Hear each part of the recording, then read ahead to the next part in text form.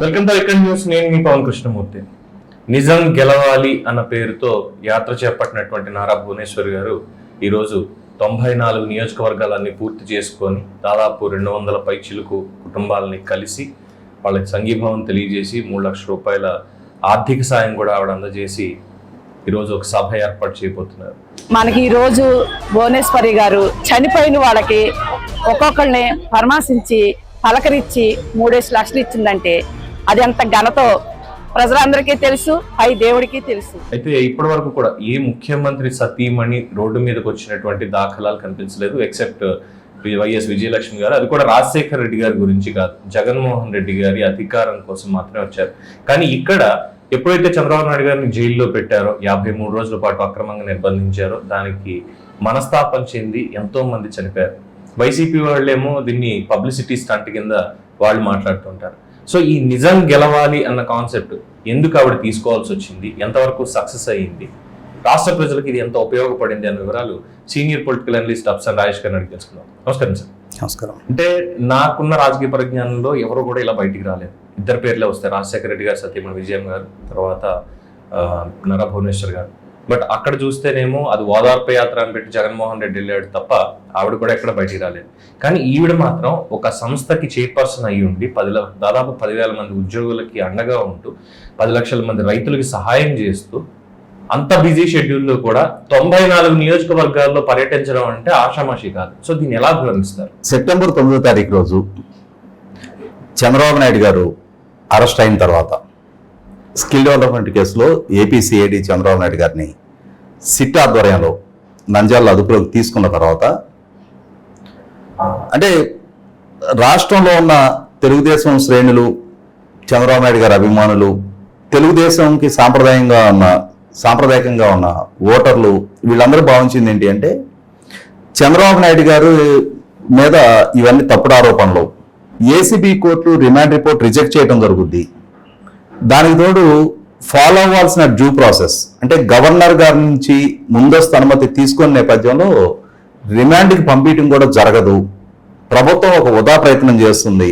జగన్మోహన్ రెడ్డి గారి మీద కేసులు నమోదై ఉన్నాయి కాబట్టి చంద్రబాబు నాయుడు గారికి కూడా ఆ మరక అంటించే ప్రయత్నం జరుగుతుంది అనే ఒక కాన్ఫిడెన్స్ లో ఉన్నారు. కానీ జరిగిన పరిస్థితులు, పరిణామాలు భిన్నంగా జరిగిపోయినాయి. అందరి అంచనాలను తారుమారు చేస్తూ గవర్నర్ గారు ముందస్తు అనుమతి లేకున్నా, అదే సందర్భంలో చంద్రబాబు నాయుడు గారికి అవినీతి సొమ్ము ముట్టిన ఆధారాలు లేకున్నా, ఆ అవినీతి సొమ్ము ముట్టిన అంశాన్ని నిర్ధారణ చేయకున్నా ఏసీబీ కోర్టు చంద్రబాబు నాయుడు గారిని రిమాండ్కి పంపించడం జరిగింది. అట్లా 53 రోజుల పాటు చంద్రబాబు నాయుడు గారు జైల్లో ఉన్నారు. సహజంగానే రాష్ట్రాన్ని నిశ్చేష్లం చేసింది, తెలుగుదేశం శ్రేణుల్ని మరింత మనోవేదనకు గురి చేసింది.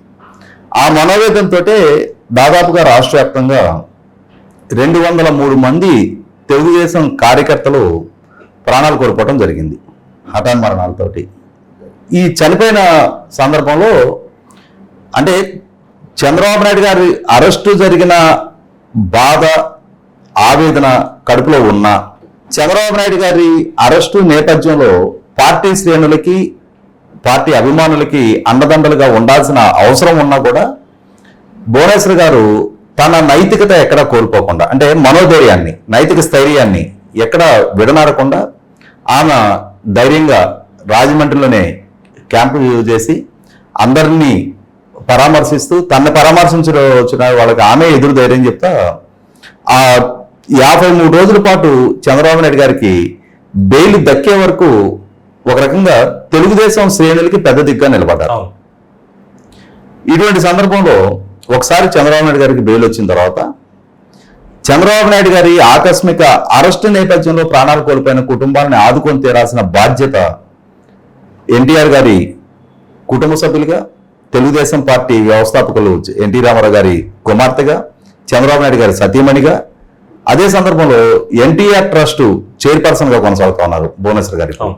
ఇటువంటి సందర్భంలో ఖచ్చితంగా ఆ కుటుంబాలను ఆదుకోవాల్సిన బాధ్యత ఉంది అని చెప్పని గుర్తెరిగి ఫస్ట్ తిరుపతిలో, చిత్తూరు జిల్లాలో నిజం గెలవాలి పేరిట, అంటే అసలు సిసలు నిజమేంటి, చంద్రబాబు నాయుడు గారి మీద ఆపాదించబడిన నేరాలేంటి, ఏసీబీ కోర్టులో సిఐడి ద్వారా దాఖలు చేస్తున్న అభియోగాలు ఏంటి, ఇటువంటి సందర్భంలో ప్రజలకి నిజం తెలవాలి, నిజం గెలవాలి, నిజం మాత్రమే గెలవాలి అనే ఉద్దేశంతో భువనేశ్వర్ గారు నిజం గెలవాలి పేరిట యాత్ర సంకల్పించుకున్నారు.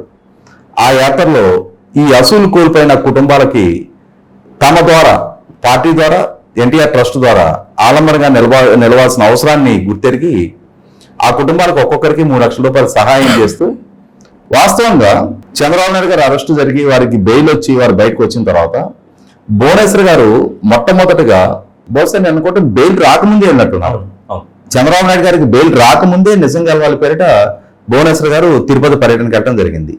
అసలు అక్కడ మహిళల నుంచి వచ్చిన స్పందన అది చూసిన తర్వాత, ఇదే విధంగా కనుక భువనేశ్వర్ గారు రాష్ట్ర వ్యాప్తంగా చంద్రబాబు నాయుడు గారికి మద్దతుగా కనుక ప్రచారం చేసిన పక్షంలో వైసీపీ పునాదులు కదిలిపోవటం ఖాయం అని చెప్పని వైసీపీ శ్రేణులు ఆందోళన చెందారు. వైసీపీ నాయకుల ఆందోళన మొదలైంది. వాళ్ళకి తెలుసు అంతర్గతంగా చంద్రబాబు నాయుడు గారి మీద నమోదు చేసింది తప్పుడు కేసులు, తప్పుడు ఆరోపణలు, తప్పుడు సాక్ష్యాధారాలు సృష్టించే ప్రయత్నం చేస్తున్నారు. చంద్రబాబు నాయుడు గారు అవినీతికి పాల్పడిన సరైన సాక్ష్యాధారాలు లేకున్నా, నిర్ధారణ చేయగలిగే ఎవిడెన్స్ లేకున్నా కూడా కేసులు నమోదు చేసి ఒకదాని మీద ఒకటి 6 కేసులు నమోదు చేస్తూ ఆయన జైల్లో ఉంచే ప్రయత్నం చేస్తున్నారు అనే అంశం వైసీపీ నాయకులకు కూడా తెలుసు.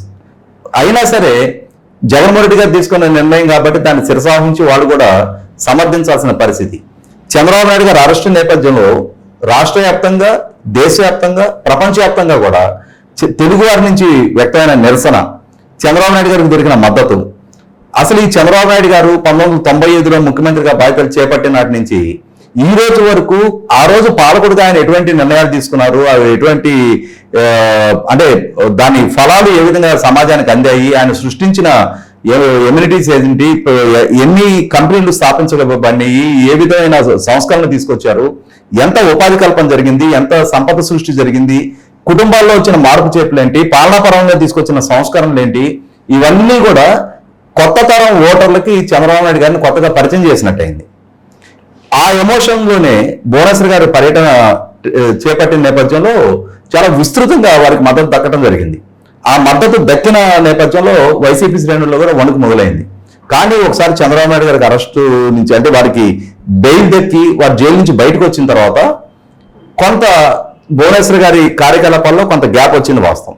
తర్వాత వారు మళ్ళీ మొదలుపెట్టి దాదాపుగా మీరు చెప్పినట్టుగానే రాష్ట్ర వ్యాప్తంగా 9,000 కిలోమీటర్ల దూరం పర్యటించి 94 అసెంబ్లీ నియోజకవర్గాల పరిధిలో ఉన్న 203 కుటుంబాలని పరామర్శించి వారికి ఆర్థిక సాయం చేయడం జరిగింది. వైసీపీ వారు విమర్శల గురించి ప్రస్తావించారు కదా, ఇదంతా పబ్లిసిటీ స్టంట్ అని చెప్పని. రాజకీయ ఎజెండాతో కనుక భువనేశ్వర్ గారు ఈ కార్యక్రమాన్ని టేకప్ చేయాలి అనుకున్నట్టయితే, తిరుపతిలో ఎప్పుడైతే ఆ ఎమోషనల్ గా ప్రజల నుంచి ఎమోషన్స్ ఫ్లేరప్ అయ్యి మహిళల నుంచి విపరీతమైన స్పందన దక్కిందో, అదే స్పందన కొనసాగిస్తూ ఆ రోజే భువనేశ్వర్ గారు రాష్ట్ర వ్యాప్తంగా పర్యటన చేసి ఉండేవారు. ఇన్ఫాక్ట్ ఇంకా అవసరమైతే బ్రాహ్మణిని కూడా కలుపుకొని పాదయాత్ర వంటివి ఏదైనా కనుక సంకల్పించుకుని ఉన్నట్టయితే వైసీపీ పునాదులు కదిలిపోయే పరిస్థితి ఆ రోజున. అయినా సరే దాన్ని ఒక రాజకీయ ఎజెండాగా మలచడం వాళ్ళ లక్ష్యం కాదు. నిజాయితీగా, చిత్తశుద్ధితో తమ కోసం చనిపోయిన కుటుంబాలని ఆదుకొని తీరటం తమకి నైతిక ధర్మం అనే ఉద్దేశంతో ఆ యాత్ర చాలా లో ప్రొఫైల్లో జరిగింది. ఇప్పటికీ రాష్ట్ర వ్యాప్తంగా జరుగుతున్న యాత్ర ఎక్కడ గమనించుకున్నా బహుశా అక్కడ స్థానిక నాయకులు కొద్ది మందితోటి, ఒక 50-100 మందితోటి ఆమె ఆ కుటుంబాల దగ్గరికి వెళ్ళి ఆ కుటుంబాలను పరామర్శించి వాళ్ళకి ఇవ్వాల్సిన ఆర్థిక సాయం ఇచ్చొచ్చారు తప్ప, ఒకసారి ఇవాళ ఇది పబ్లిసిటీ స్టంట్ అంటున్న వైసీపీ పార్టీ వారు జగన్మోహన్ రెడ్డి గారు ఓదార్పు యాత్రను ఒకసారి గుర్తు చేసుకోమనాలి. అంటే రాజశేఖర రెడ్డి గారు చనిపోయిన కారణంగా రాష్ట్ర వ్యాప్తంగా చనిపోయారు అని చెప్పబడుతున్న కుటుంబాలని ఓదార్చే లక్ష్యంతో జగన్మోహన్ రెడ్డి గారు ఆ రోజున 2 సంవత్సరాల పాటు ఆ యాత్ర కొనసాగించారు, ఓదార్పు యాత్ర. నిత్యం వేల మంది ప్రజలతోటి, అంటే ఒక కుటుంబాన్ని పరామర్శించడానికి ఒక రోజు మొత్తం టైం తీసుకొని ర్యాలీలు, ఊరేగింపులు, మీటింగ్లు, పొలిటికల్ ఎజెండా అది. అంటే జగన్మోహన్ రెడ్డి గారు కాంగ్రెస్ పార్టీతో విభేదించి బయటకు రావడానికి నిర్ణయించుకున్న తర్వాత ప్రజలలో రాజశేఖర రెడ్డి గారి వారసుడిగా పొలిటికల్ గా తన పొజిషన్ కన్సాలిడేట్ చేసుకోవడానికి చేసిన ప్రయత్నం అది. అంతేగాని ఇవాళ భువనేశ్వర్ గారు చేసింది రాజకీయ ఎజెండాతోటో సానుభూతి రప్పించుకోవడానికి చేసిన యాత్ర కాదు. నిజాయితీగా కుటుంబాలను ఆదుకునే లక్ష్యంతో చేసిన యాత్ర. దాన్ని వక్రీకరించి ప్రచారం చేయాలి అనుకుంటే, అంటే వైసీపీ పార్టీ వైఖరి మొదటి నుంచి మనకు తెలుసు. వాస్తవాన్ని వారు ఎప్పుడు జీర్ణించుకోరు. ప్రతిపక్షాల మీద, ప్రభుత్వాన్ని ప్రశ్నించే వారి మీద బురదజల్లడానికి అలవాటు పడ్డారు. వక్రీకరించిన సమాచారాన్ని ప్రజలకు చేరవేయడానికి అలవాటు పడ్డారు. మార్ఫింగ్ ఫోటోలు మార్ఫింగ్ వీడియోలు సృష్టించి తప్పుడు సమాచారం ప్రసారం చేయడం వాళ్ళు పేటెంట్ హక్గా భావిస్తా ఉన్నారు. ఇటువంటి నేపథ్యంలో వారి నుంచి భువనేశ్వర్ గారి యాత్ర పట్ల ఇంతకన్నా మెరుగైన స్పందన వస్తుంది అని చెప్పని మనం కూడా ఆశించలేం. కానీ భువనేశ్వర్ గారు చంద్రబాబు నాయుడు గారి సతీమణిగా, ఎన్టీ రామారావు గారి కుమార్తెగా, ఇది నా నైతిక ధర్మం, నా భర్త అరెస్ట్ అయిన నేపథ్యంలో చనిపోయిన కుటుంబాలను ఆదుకొని తీరాల్సిన బాధ్యత నా మీద ఉంది అని చెప్పని తనని తను మోటివేట్ చేసుకొని ఎప్పుడు రాజకీయాల్లోకి రాని, ఎప్పుడు ప్రజా జీవితంలోకి రాని ఆమె మొట్టమొదటిసారిగా బయటకు వచ్చి రాష్ట్ర వ్యాప్తంగా పర్యటన చేసి ఆయా కుటుంబాల్ని స్వయంగా ఆమె ఆదుకున్న తీరు 100% ఆహ్వానించదగ్గ పరిణామం. ఇదే సందర్భంలో ఈ రోజుతోటి కృష్ణా జిల్లాలో తిరువూరు నియోజకవర్గంలో ఈ యాత్ర ముగింపు సభ కూడా జరగబోతుంది. నేను అనుకోవటం అంటే ఒక కృతజ్ఞతాపూర్వక సభగానే దాన్ని ఆమె హ్యాండిల్ చేస్తారు తప్ప దీని ద్వారా పొలిటికల్ ఎజెండా సెట్ చేసుకోవటము, లేదు ప్రభుత్వాన్ని విమర్శించే ప్రయత్నం చేయటము, ఇంకోటో ఆమె వైపు నుంచి అయితే అటువంటి దాని నుంచి రాజకీయ మైలేజ్ కోసం జరిగే ప్రయత్నం అయితే ఎట్టి పరిస్థితుల్లో కూడా ఆశించడానికి వీల్లేదు. ఇప్పటి వరకు ఎంత హుందాగా కంప్లీట్ లో ప్రొఫైల్ నడిచింది, ఎక్కడ తెలుగుదేశం పార్టీకి ఓటేయండి అని కానీ, లేదంటే రాజకీయాల్లో ఇచ్చేయండి అని కానీ ఎక్కడ మాట్లాడినట్టు మీడియా కవరేజ్ కూడా లేదు.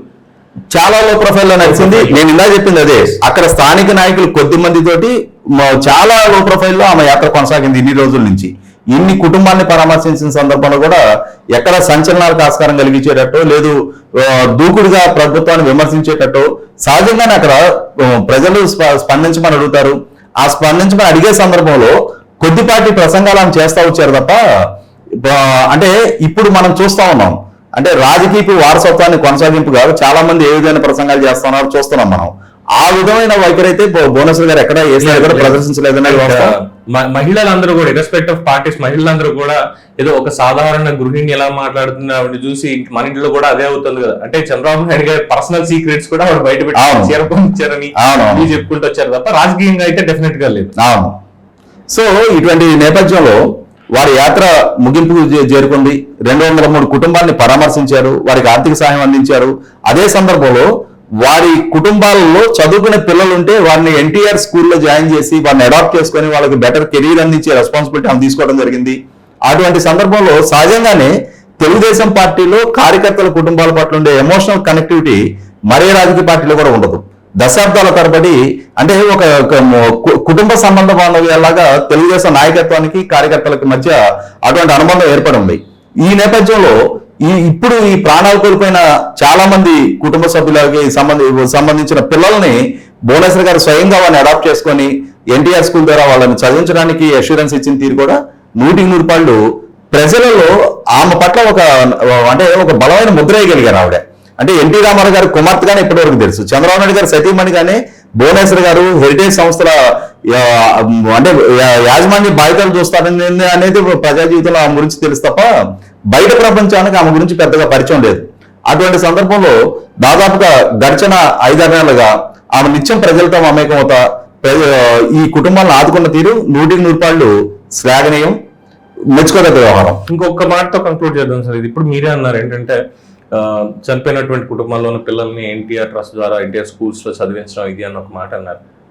భారతదేశం మొత్తంలో కూడా ఏ రాజకీయ పార్టీ కానీ ఏ ట్రస్ట్ కానీ, అంటే రిమైనింగ్ ట్రస్ట్లన్నీ కూడా చారిటబుల్ ఇవన్నీ చేస్తున్నాయి, కానీ ఎన్టీఆర్ ట్రస్ట్ దగ్గరికి వచ్చేసరికి ఎందుకు ఈ దశాబ్దాలుగా కుటుంబాల్లో పిల్లల్ని అడాప్ట్ చేసుకోవడం, ఎక్కడ యాక్సిడెంట్ అయి చనిపోయిన వాళ్ళు పార్టీ వాళ్ళు కాకపోయినా ఇది తెలిసింది అన్న వెంటనే, ఎక్కడన్నా టాలెంట్ ఉంది అన్న వెంటనే వాళ్ళని బెస్ట్ స్కూల్లో చేర్పించండి, ఎన్టీఆర్ స్కూల్స్ లో ఇది ఇవ్వండి అని చెప్పి ఎందుకు ఓన్లీ తెలుగుదేశం పార్టీకి మాత్రమే ఇది సాధ్యమైంది, మిగతా వాళ్ళకి అవ్వట్లేదు? ఇక్కడ రాజకీయ పార్టీలోని మనం కంపేర్ చేసి చూస్తే ఇప్పుడు ఆంధ్రప్రదేశ్లో ఇప్పుడు అధికార ప్రతిపక్ష పార్టీలు 2 ఉన్నాయి. తెలుగుదేశం పార్టీ గతంలో అధికారంలోనూ ఉంది, ఇప్పుడు ప్రతిపక్ష స్థాయిలోనూ ఉంది.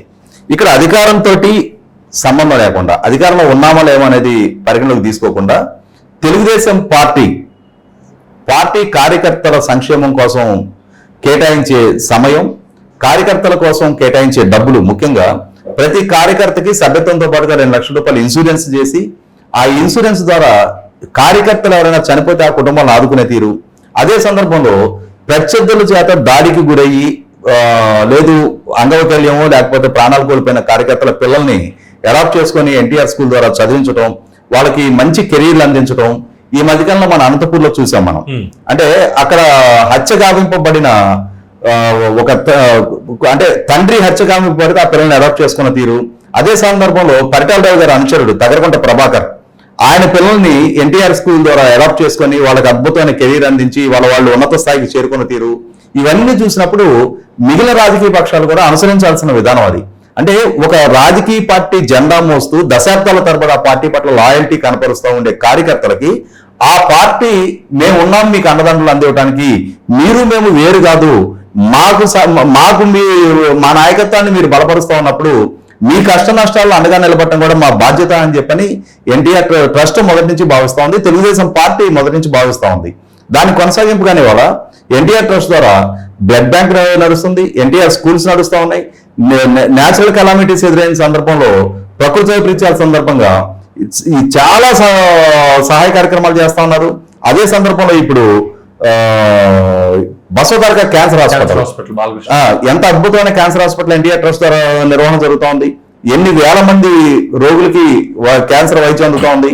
ఇవన్నీ చూసినప్పుడు ఎన్టీఆర్ ట్రస్ట్ తెలుగుదేశం పార్టీ మిగిలిన రాజకీయ పక్షాల కన్నా ఈ సోషల్ కాన్షియస్నెస్ కలిగి ఉండటం, సామాజిక సేవ చేయటం మాత్రం పూర్తి భిన్నంగానే వ్యవహరిస్తూ వచ్చింది. ఇదే సందర్భంలో జగన్మోహన్ రెడ్డి గారి పార్టీని కూడా పోల్చి చూసుకోవాల్సిన అవసరం ఉంది. వైఎస్ రాజశేఖర రెడ్డి గారి రాజకీయ వారసుడిగా రాజకీయాల్లోకి వచ్చిన జగన్మోహన్ రెడ్డి గారు మరి ఎన్టీఆర్ గారి పేరిట ఎన్టీఆర్ ట్రస్ట్ ఏర్పాటు చేసి తెలుగుదేశం పార్టీ ఇన్ని సేవా కార్యక్రమాలు నిర్వహిస్తుంది. మరి వైఎస్ఆర్ గారి పేరు, జగన్మోహన్ రెడ్డి గారి పేరు రాష్ట్రంలో ప్రతి ప్రభుత్వ పథకాలకి వాళ్ళ పేర్లు పెట్టారు. మరి అదే సందర్భంలో ఇవాళ జగన్మోహన్ రెడ్డి గారికి కూడా ఆర్థికంగా కట్టుకునేంత స్తోమత ఉంది. ఇవాళ దేశంలో రిచెస్ట్ చీఫ్ మినిస్టర్ గా ఉన్నారు. మరి అంతటి ధనవంతులైన జగన్మోహన్ రెడ్డి గారు ఈ రోజుకి వాళ్ళ నాన్నగారి పేరు మీద ఒక ట్రస్ట్ ఏర్పాటు చేయడం కానీ, కనీసం ఈ ఎండాకాలం ఎక్కడైనా సరే రోడ్డు పక్కన 10 మందికి మంచినీళ్ళు అందించే చలివేంద్రం అయినా సరే ఆ వైఎస్ఆర్ ట్రస్ట్ అనే దాని ద్వారా ఏర్పాటు చేయగా నేనైతే అక్కడ చూడాలి. మరి మీరు ఏం చూసారో నాకు తెలియదు. వెళ్ళండి సార్, నాకు ఈ విషయంలో నేను మీడియా తరఫున మాట్లాడినా కానీ నాకే నవ్వొస్తుంది సార్. మంచినీళ్ళు ఏర్పాటు చేయడం పక్కన పెట్టండి, ఏసీ బస్సు వెళ్తుంటే చెట్లు నరికేయడం ఏంటండి ఎండాకాలంలో? కనీస మాత్రపు సామాజిక స్పృహ లేదు. వాళ్ళ వ్యక్తిగత స్వార్థం, వాళ్ళ ఆస్తులు పెంచుకోవటం, వాళ్ళ వ్యాపారాలు, వాళ్ళ పదవులు, వాళ్ళ విలాసాలు, వాళ్ళు ప్యాలెస్లు కట్టుకోవటం, వాళ్ళ ఎస్టేట్లు సమకూర్చుకోవటం, వాళ్ళ పరిశ్రమలు నెలకొల్పుకోవటం, వాళ్ళు మీడియా సంస్థలు ఏర్పాటు చేసుకోవడం తప్ప వాళ్ళ వైపు నుంచి మేము సంపాదించిన సంపాదనలో సమాజం కోసం కార్పొరేట్ సోషల్ రెస్పాన్సిబిలిటీ ద్వారా ఇది కంట్రిబ్యూట్ చేస్తున్నాం అని చెప్పని ఒక రాజకీయ పార్టీ అధినేతగా, ఈ రాష్ట్రానికి ముఖ్యమంత్రిగా, ప్రజలతో నిత్యం మమేకం ఉండే నాయకుడిగా కనీస మాత్రపు సేవా నిరత ప్రదర్శించిన నాయకుడు ఎవరైనా ఉన్నారంటే అది జగన్మోహన్ రెడ్డి గారే. ఏమో అంటే ఇంత పార్టీ నేపథ్యం గురించి చెప్తున్నప్పుడు అయితే ఇంకా మేము వేరే రాజకీయ పార్టీలు కానీ రాజకీయ నాయకులు కానీ they are not equals to Telugu Desam party and Bhuvaneswar garu NTR trust అని చెప్పొచ్చేమో. So thank you Rajesh garu. ఇదండి నిజం గెలవాలి అన్న దాని మీద ఒక విశ్లేషణ. దీని మీద మీ అభిప్రాయాన్ని నిష్కర్షగా తెలియజేయండి. చూస్తూనే ఉండండి ఐకాన్ న్యూస్. నేను మీ పవన్ కృష్ణమూర్తి.